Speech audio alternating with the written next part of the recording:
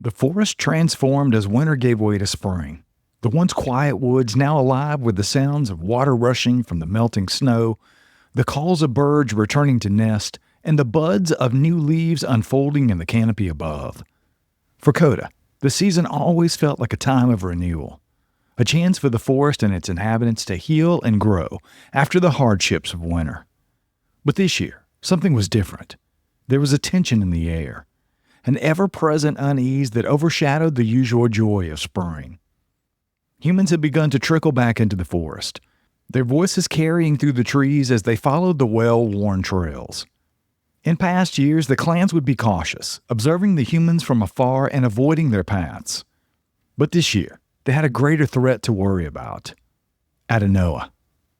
Over the winter, Adanowa had prowled the edges of their territory, his howls echoing through the night, a chilling reminder of his presence and his growing hostility. Omaki and Terran had warned the clan to stay vigilant, to avoid wandering too far from the den. But with the abundance of spring, the need to forage and hunt became urgent. The clan couldn't afford to stay hidden, not if they wanted to survive. And so, they made plans for a large hunt, gathering supplies and organizing scouting parties to locate prey and to assess the surrounding territory.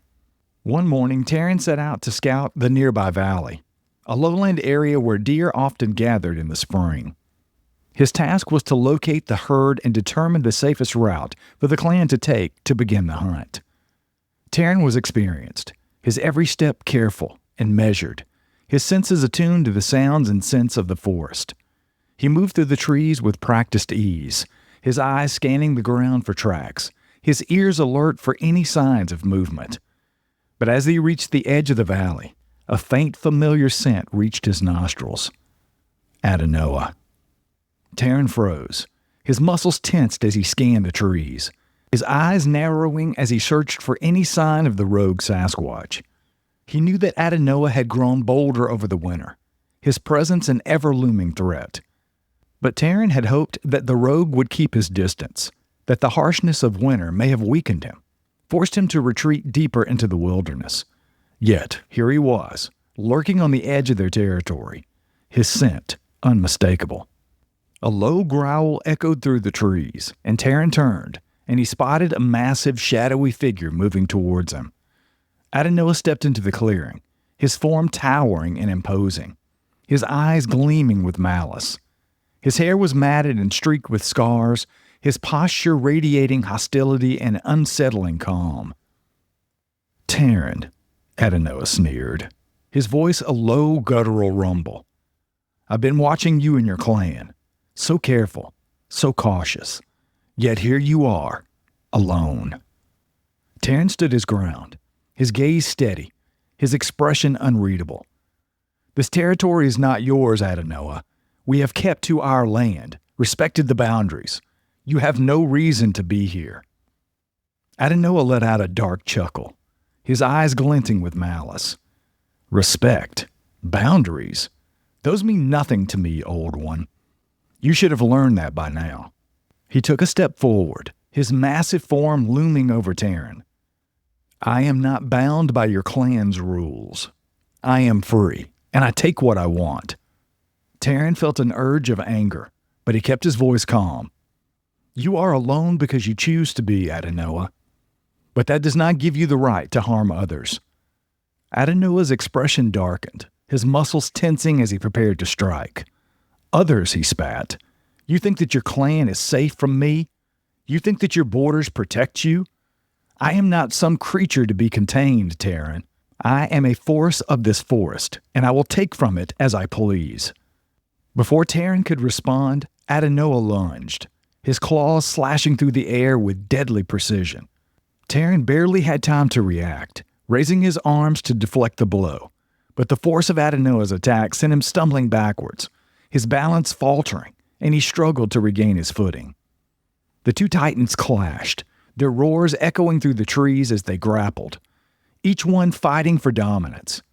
Adanowa's strength was brutal, his movements fast and relentless, each blow landing with a bone-jarring impact. Taron fought back with everything he had, his years of experience guiding his movements. his instincts sharp as he evaded Adanowa's attacks. But he knew he was outclassed. Adanowa's fury was unmatched, his strength fueled by years of anger and bitterness. Taron could feel his own strength waning, his body growing weaker with each blow. He managed to land a powerful strike to Adanowa's ribs, but the rogue barely flinched, his eyes filled with a crazed determination that bordered on madness. "You are weak, Taron," Adanowa growled, his voice dripping with contempt. "Your clan has made you soft. You hide behind them, relying on their protection. But out here, you are nothing." With a final brutal strike, Adanowa's claws raked across Taron's chest, tearing through the flesh and muscle. The pain was blinding. Taron staggered back, his vision swimming as he felt himself falling, his body collapsing onto the forest floor. As darkness closed in around him, he heard Adanowa's laughter, a cold, mocking sound that echoed in his mind, a haunting reminder of his failure. When Taron failed to return, the clan knew something was wrong. Omaki gathered the rest of the clan, filled with fear as she led them into the forest, following Taron's trail through the trees. It was Asha who spotted him first, her sharp eyes catching sight of a dark shape lying in the underbrush. She let out a cry, rushing forward as the others followed, their hearts sinking as they saw the extent of Taron's injuries. Taron lay on the ground, his body battered and broken, his breathing shallow, his hair matted with blood. Omaki dropped to her knees beside him, her hands trembling as she touched his face. Her voice choked with emotion. "Taron," she whispered, her voice filled with sorrow. "What has he done to you?" Taron's eyes flickered open, his gaze unfocused, his voice barely a whisper. "Adanowa. He is relentless. He will come for us." Kubota knelt beside Taron, his expression grim as he examined the wounds, his heart sinking as he realized the severity of the injuries. "We need to get him back to the cave," he said, his voice steady but filled with a quiet urgency. "Asha, gather the herbs. We'll do everything we can." They lifted Taron's weakened form, carrying him back to the cave with a sense of desperation, each one of them filled with fear that they were losing their leader, their friend. Koda stayed close to his father, his heart heavy with grief and anger, his mind racing as he struggled to process what had happened. Back at the cave, Omaki worked tirelessly to tend to Taron's injuries, using every herb and remedy at her disposal to ease his pain and stop the bleeding. She applied poultices to his wounds, her hands gentle yet firm as she worked, her expression focused and determined. Omaki stayed by Taron's side, her heart breaking as she watched him struggle for each breath, his once strong body now weakened and frail. She held his hand, whispered words of comfort, her voice filled with love and sorrow. Koda and the others gathered around, their faces etched with grief as they watched the healer work, their hope fading with each passing hour. Kabota placed a comforting hand on Koda's shoulder, his gaze steady as he met his son's eyes. "We will honor him, Koda," he said softly, "no matter what happens. Taron's spirit will remain with us. He will guide us, even in death." As the night wore on, Taron's breathing grew fainter, his strength waning as the pain became too much for his body to bear. He looked up at Omaki, his eyes filled with a mixture of love and regret. "I am sorry, Omaki," he whispered. I wanted to protect you, to protect them all, but I was not strong enough." Omaki shook her head, her voice choked with emotion. "You have given us everything, Taron. You are our strength, our guide, and you will always be with us." With a final shuddering breath, Taron closed his eyes, his body going still, his spirit passing into the forest, leaving his clan behind to carry on his legacy. The loss of Taron left a void in the clan, a sense of emptiness that could not be filled. For days they mourned in silence, their hearts heavy with grief as they struggled to come to terms with his death. Omaki retreated into solitude, her sorrow a quiet, private burden that she carried alone, her heart broken by the loss of her mate. Koda felt a mixture of anger and sorrow, a burning desire for justice that gnawed at him, filling him with a sense of purpose he had never felt before. He knew that Adanowa was responsible for Terran's death, that the rogue's rage and hatred had driven him to commit an unforgivable act. But he also knew that revenge would not bring Terran back, that their leader's legacy was one of strength and resilience, not violence and hatred. Kabota gathered the clan one evening, his voice steady as he spoke, his words filled with both sorrow and hope. Taron was more than just a leader. He was our friend, our family. He gave his life to keep us safe, to ensure that we would survive, and it is our duty to honor his memory and to carry his spirit with us as we move forward. The clan nodded, their faces solemn as they listened, each one of them feeling the weight of Terran's legacy, the responsibility that now rested on their shoulders. To honor Terran's memory, the clan held a sacred ceremony, gathering at a hidden glade deep within their territory, a place known only to their kind. It was here that they buried their fallen leader, his body laid to rest beneath a great tree, its branches stretching high into the sky, a symbol of strength and resilience that Terran had embodied. Each member of the clans took turns speaking, sharing memories of Terran, stories of his courage and kindness, of the wisdom that he imparted on them. Koda stepped forward, his voice filled with emotion as he spoke the lessons that Terran had taught him, the guidance he had provided, and the strength that he had inspired. As they finished, Omaki stepped forward, her voice trembling with emotion as she placed a hand on Terran's grave. "You are part of the forest now, Terran," she whispered.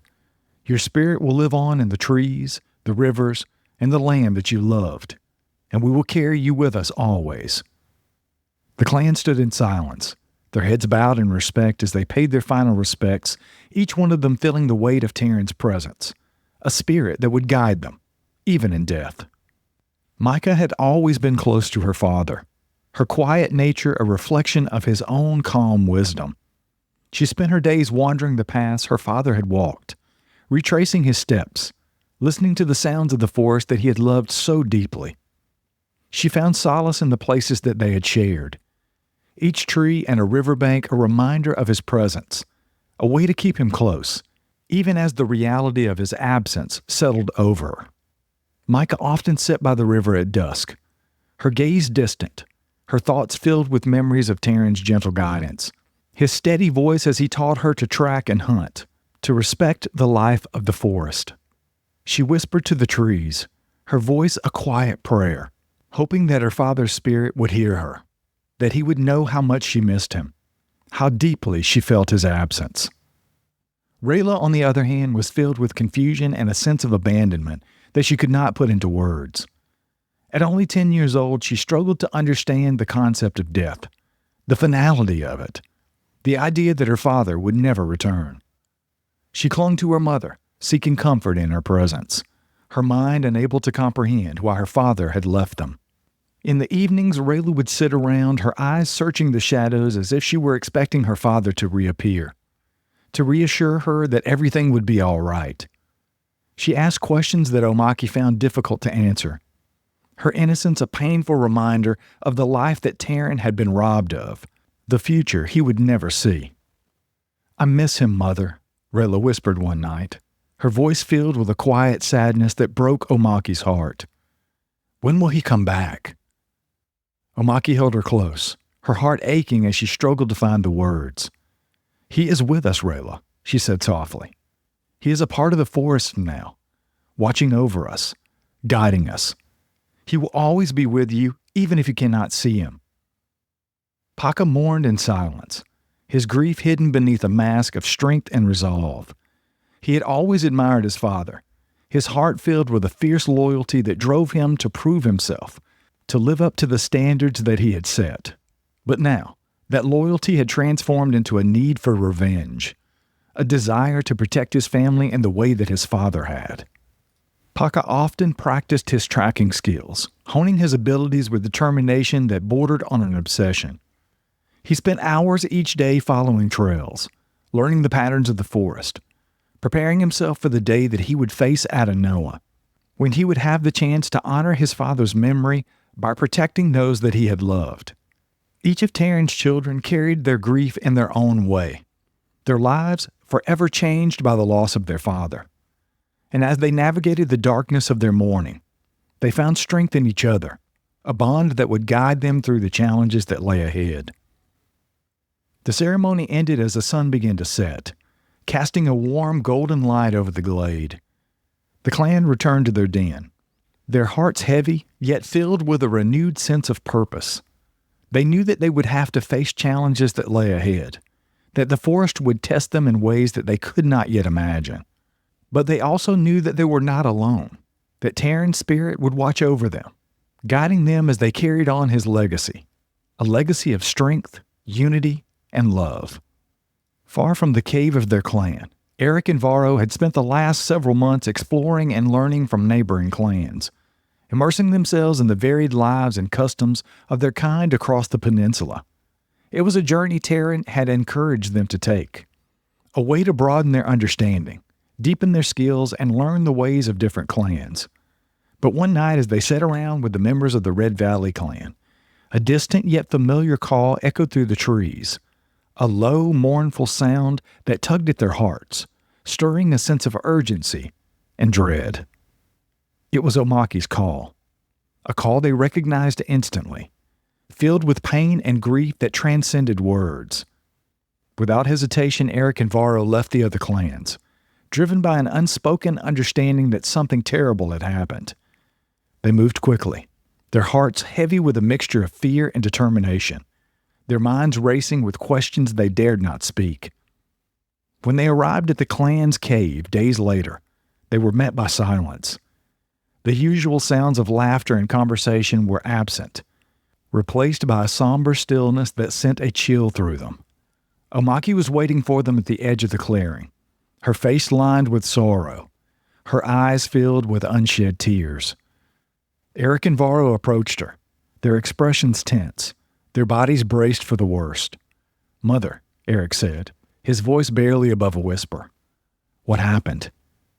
Omaki looked at them, her gaze steady but filled with grief that cut through them like a blade. "Your father," she said, her voice breaking. "Taron. He is gone. Adanowa took him from us."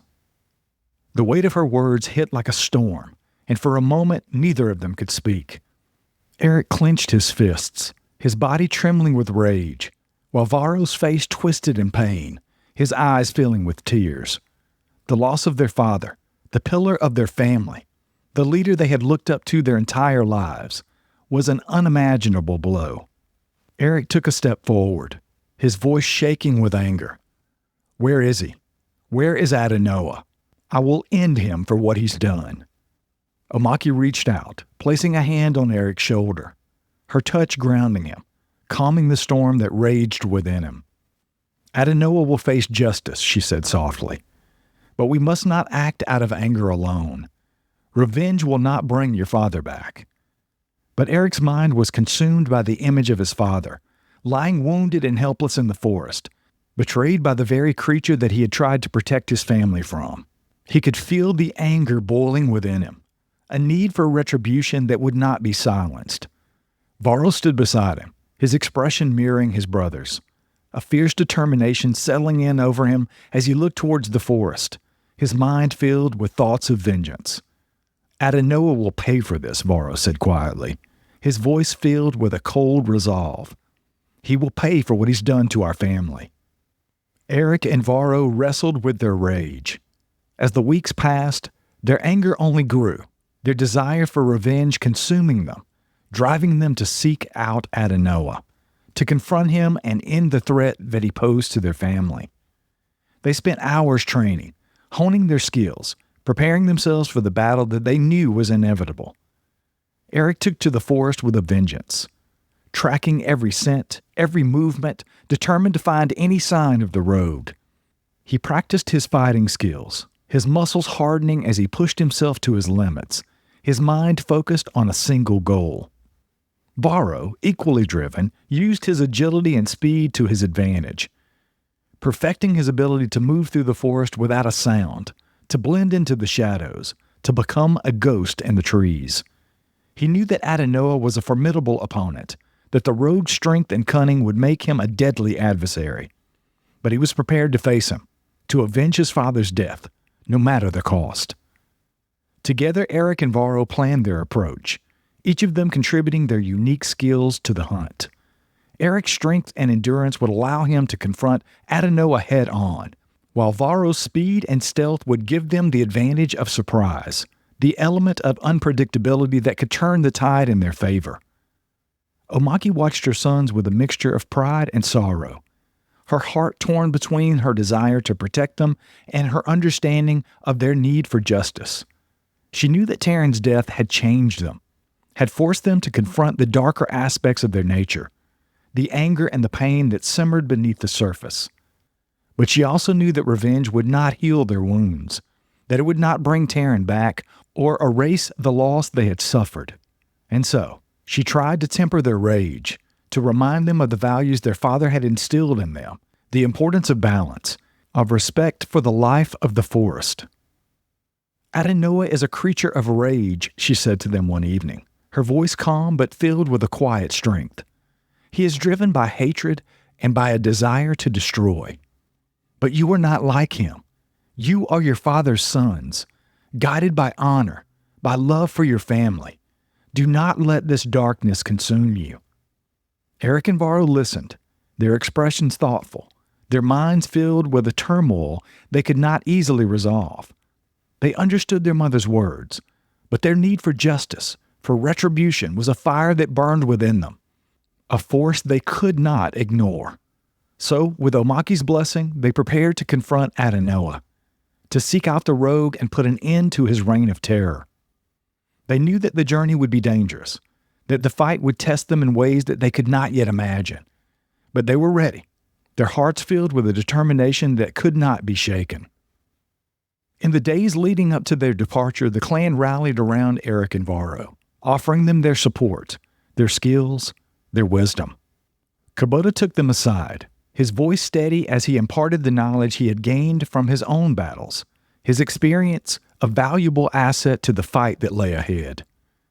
You are strong, both of you, he said, his gaze steady as he looked at them. But strength alone will not be enough. You must be smart, cautious, aware of every moment, every movement, every sound. Adanowa is cunning, and he will exploit any weakness. Trust each other. Rely on your bond as brothers. Together, you are unstoppable. Koda watched his brothers with a mixture of admiration and fear, his heart heavy with the knowledge that they were risking their own lives, that the outcome of the confrontation was uncertain. He wanted to join them, to fight alongside them, but he knew that his time would come, that he still had much to learn. The younger siblings too gathered around Erek and Varo, each of them offering their own form of support, a silent promise that they would carry on their father's legacy, that they would protect their family, no matter the cost. As the day of their departure approached, Omaki gathered the clan for a final farewell, her voice filled with a quiet resolve as she spoke, her words a reminder of that bond that held them together. We are more than a family, she said, her gaze sweeping over each of them. We are a part of this forest, a force of nature, guided by the strength and wisdom of those who came before us. Erek, Varro, you are the sons of Taron, and his spirit will guide you, protect you. Go with courage, with honor, and remember, you are never alone. With those words, Erek and Varo set out, their minds focused. They knew that the journey ahead would be difficult, that the fight with Adanowa would test them in ways that they could not yet imagine.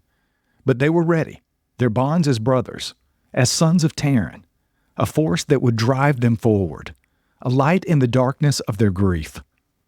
As they disappeared into the forest, the family watched, their hearts filled with both pride and sorrow, a silent prayer following them, a hope that they would return, victorious, with their father's legacy upheld, their family whole once more. In the days following Erek and Varro's vow to avenge their father, Kabota found himself torn between the loyalty of his late friend and the fierce protective instincts he held towards his family. He knew that Taron would never have wanted his sons to throw themselves into danger for the sake of revenge. But Kubota also understood the depth of Erek and Varo's grief, the fire that burned within them to protect the clan from the ever-present threat of Adanowa. For Kubota, this wasn't simply about vengeance. It was about survival. Adanowa's unpredictable attacks, his looming presence over the borders of their territory, and his unyielding hostility had turned their peaceful existence into a landscape of constant vigilance and fear. Kabota could see the strain that it was putting on the clan, the way that it affected their daily lives, how even the young ones moved through the forest with a quiet wariness, their innocence overshadowed by the threat of violence. One night, as the clan slept, Kabota sat alone on the ledge overlooking the forest, his mind racing with memories of Taron and the unspoken promise that they had shared to protect their families at all costs. He knew that Taron had been driven by a fierce love for his family, a devotion that kept him grounded even in the face of adversity. And Kabota realized that he too was driven by that same love, the same need to protect his family. In his heart, he knew what he had to do. He would join Erek and Varo, not out of a desire for vengeance, but out of a duty to his clan, to ensure that the legacy that Taron had left behind would continue, that his family would be safe and free from the shadow of Adanowa's rage. As dawn broke over the forest, Kabota approached Erek and Varo, his expression calm but resolute. "When the time comes, I will be with you," he said, his voice steady. "Your father would want us to protect the clan, to bring peace back to our lives. But we must be smart, strategic. Adanowa is cunning, and we cannot let anger cloud our judgment." Erek and Varo exchanged a glance, a flicker of surprise crossing their face. They had not expected Kabota to join them, but his words filled them with a renewed sense of purpose, a reminder that this mission was about more than vengeance. It was about honor, about protecting the family that Taron had devoted his life to. The forest was heavy with silence as Kabota, Erek, and Varro prepared to confront Adanowa. Each of them braced for the possibility of battle.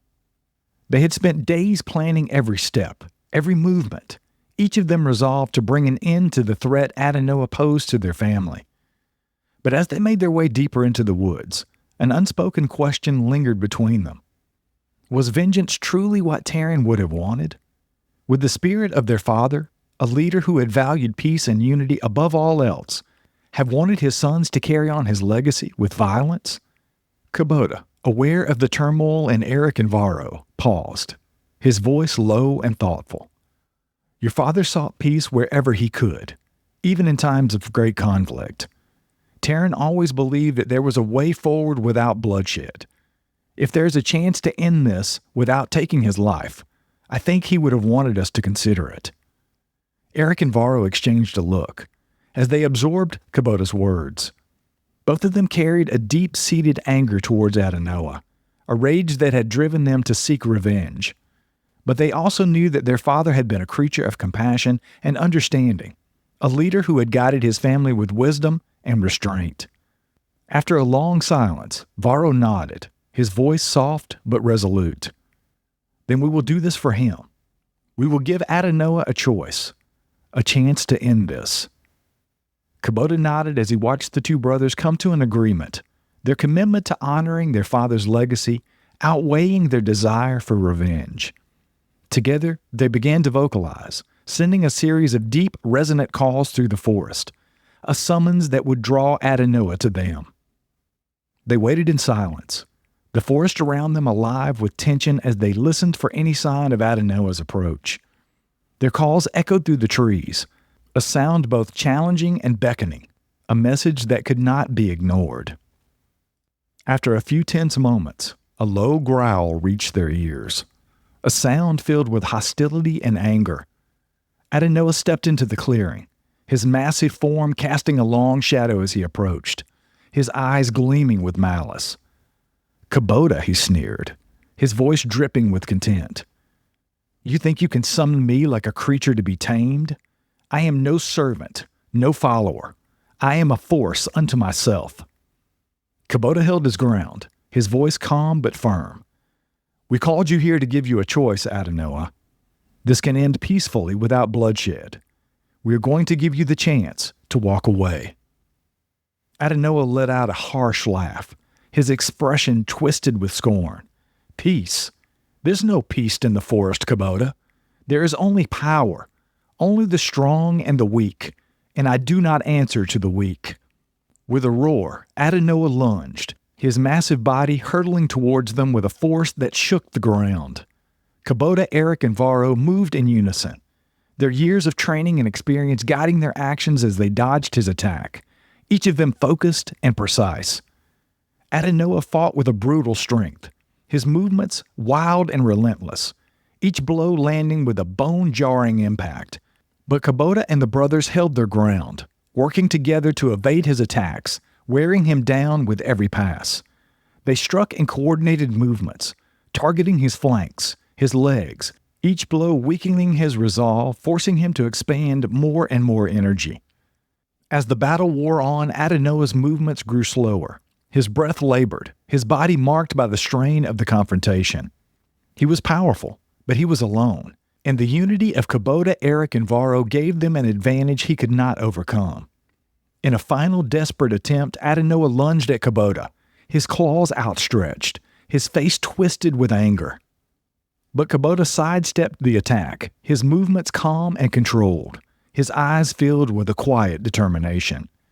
He reached out, catching Adanowa's arm, and with a swift, practiced motion, he brought the rogue down to the ground, pinning him with a strength that left Adanowa struggling in vain. Erek and Varo moved to stand beside him, their expressions filled with a mixture of anger and sorrow as they looked down at the creature who had taken so much from them. We could end this now, Varro said, his voice barely above a whisper. We can put an end to this threat, once and for all. Kabota tightened his grip, his gaze steady as he looked into Adanowa's eyes, seeing the hatred, the pain, the years of anger that had twisted him into the creature that he had become. No, Varro, he said softly. We will not kill him. We are not like him. Adanowa let out a snarl, his voice filled with bitterness. Spare me your pity, Kabota. I am no charity case. If you will not end me, then let me go and I will return as I always have. But Kabota shook his head, his voice calm but resolute. You have a choice, Adanowa. You can continue this path, continue the life of rage and solitude, or you can choose a different way. You can choose to walk a path of peace, to stop living as a creature of darkness. For a long moment, Adanowa was silent, his gaze filled with a mixture of anger and confusion. He had never been offered mercy, never been given a choice beyond survival and vengeance. The concept of peace, of community, was foreign to him, a notion he had long abandoned. Without another word, Kabota released him, stepping back as he watched Adanowa rise to his feet, his body tense, his gaze filled with uncertainty. The rogue looked at them, his expression unreadable, his mind clearly wrestling with the unexpected choice they had given him. He turned and disappeared into the forest, his figure vanishing into the shadows, leaving Kabota, Erek, and Varo to wonder if they had made the right decision. In the days that followed, Erek and Varo wrestled with that decision, their minds filled with doubts and questions that refused to be silenced. Sparing Adanowa had been a choice guided by honor, by the desire to honor their father's memory. But the uncertainty, the fear that they had allowed the threat to continue weighed heavily on them. Erek often found himself retracing the steps they had taken, questioning whether mercy had been the right path, whether sparing Adanowa had been a mistake. He would sit by the river, his gaze distant, his thoughts filled with memories of Taron and the quiet strength that he embodied. Father would have wanted peace, he said to himself, his voice filled with a mixture of sadness and determination. He would have wanted us to give Adanowa a choice, even if it seems impossible. Varro too struggled with the decision, his mind filled with thoughts of revenge, of the satisfaction that taking Adanowa's life might have brought. But he also remembered his father's words, the lessons Taron had taught him about honor, about choosing a path that would protect the clan, not one that would fill their lives with more violence. Together, the two brothers found solace in the knowledge that they had done what Taron would have wanted. They had honored his memory by choosing mercy over vengeance. But the lingering fear, the uncertainty of Adanowa's intentions remained, a shadow that would take time to dissipate. As the weeks passed, the clan settled back into their routines, their lives slowly returning to some semblance of normalcy. But one morning as they awoke to begin their day, they found an unusual sight waiting for them at the edge of the clearing. A small bundle of berries, roots, and herbs, carefully arranged and left as a gift. Omaki's eyes narrowed as she examined the bundle, her expression wary but curious. Who would leave such a gift? These are not the kind offerings left by our neighboring clans. Kubota approached, his expression thoughtful as he recognized the signs. It was Adanowa. He must have left these for us. The clan exchanged uncertain glances, their hearts filled with a mixture of fear and hope. The idea that Adanowa, the creature who had once been their greatest threat, would leave a gift was almost inconceivable. Yet here it was, a sign that perhaps their act of mercy had sparked something within him, a small glimmer of change. Over the next few weeks, similar gifts appeared at the edge of the clearing. Berries, roots, even a large deer kill. Each offering was a gesture, a silent acknowledgement of the mercy they had shown him, a sign that Adanowa was reaching out, attempting to bridge the divide that had separated him from them. Omaki was cautious, her heart wary as she considered the implications of these gestures. She remembered the pain Adanowa had caused, the life he had taken, the grief that had torn through their family. But she also understood the power of redemption, the strength it took to change, to seek a new path. Kabota, too, was cautious but hopeful, his heart filled with a quiet sense of satisfaction as he watched the rogue's transformation unfold. He knew that Taron would have wanted this, would have seen the possibility for change, for healing, even in the darkest of souls. For Erek and Varo, the journey was more difficult, their minds filled with conflicting emotions as they tried to reconcile the creature who had taken their father's life with the one who now sought to make amends. They struggled to let go of their anger, their grief, to see Adanowa not as an enemy, but a creature who was capable of change. As the months passed, Adanowa's gestures grew more frequent, his presence a quiet, almost ghostly figure who lingered on the edges of their territory, observing from a distance, never encroaching, but always near. The clan grew used to his presence, their initial fear and suspicion slowly giving way to cautious acceptance. One evening as the sun set over the forest, Adanowa approached the clearing, his steps slow, his gaze filled with a mixture of uncertainty and humility. He looked at the clan, his eyes searching as if seeking permission to come closer. Omaki, her heart filled with a strange sense of peace, stepped forward, her voice calm but welcoming. "You may come closer, Adanowa. If you truly wish to join us, we will not turn you away."